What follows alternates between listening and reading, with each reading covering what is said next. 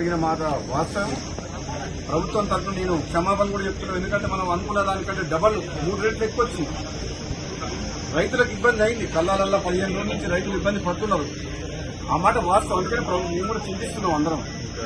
Definite గా రైతుల కోసం ఈ ప్రభుత్వం ఎప్పుడు కూడా రాత్రింబాలు కష్టపడి రైతులకు అన్ని రకాలుగా సపోర్ట్ గా ఉండాలన్న ఉద్దేశంతో పనిచేస్తుంది. కాబట్టి రాబోయే 10 రోజుల్లో కంప్లీట్ గా ధాన్యం సేకరణ కంప్లీట్ చేస్తామని చెప్పి నేను కూడా మాటిస్తున్నా. ప్రత్యక్షంగా నేను కూడా ఈ గోడౌన్ హ్యాండ్ ఓవర్ చేసుకుంటానికి అధికారులతో మాట్లాడి గోడౌన్ ఓనర్ ఒప్పుకోకున్నా సరే బలవంతంగా నోటీస్ ఇచ్చి తీసుకోవడం జరిగింది. ఇంకొక 1,00,000 టన్నులకు తిరుమలకి సూర్యాపేట మండలం అక్కడ ఒకటి ఉన్నది, అది కూడా తీసుకోమని చెప్పిన ఇప్పుడు అడిషనల్ కలెక్టర్ గారితో మాట్లాడినా. వచ్చే 10 రోజుల్లో ఈ ధాన్యం సేకరణ ఎప్పుడు ఇంత ప్రాబ్లం రాలే, ఈసారి వచ్చింది ప్రాబ్లం. ఈసారి దిగుబడి ఎక్కువ రావడం వల్ల, కాబట్టి వివిధ కారణాల వల్ల ఆలస్యం అయింది.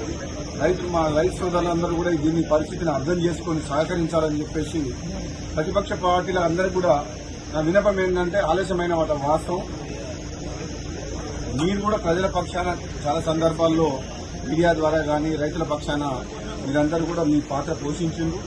ప్రభుత్వం కూడా అన్ని రకాలుగా మీరు చేసిన పోరాటాన్ని కావచ్చు, మీ ప్రజల పక్షాన మాట్లాడడం కానీ రైతుల పక్షాన దాన్ని పాజిటివ్ గానే తీసుకుంటుంది. నెగిటివ్ యాంగిల్లో రాజకీయ కోణంలో రాజకీయం చేయదలుచుకోలేదు. ఎందుకంటే ఇది రైతుల సమస్య. రైతులను కాపాడుకొని వాళ్లకు అండగా ఉండాల్సిన ప్రభుత్వం, ప్రతిపక్షాలు అన్ని పక్షాలు అన్ని పార్టీల వారు సహకరిస్తే నెక్స్ట్ 10 days లో కంప్లీట్ చేస్తామని చెప్పి నేను మీడియా ద్వారా రైతులకు ప్రజలందరికీ కూడా తెలియజేస్తున్నాను. Thank you.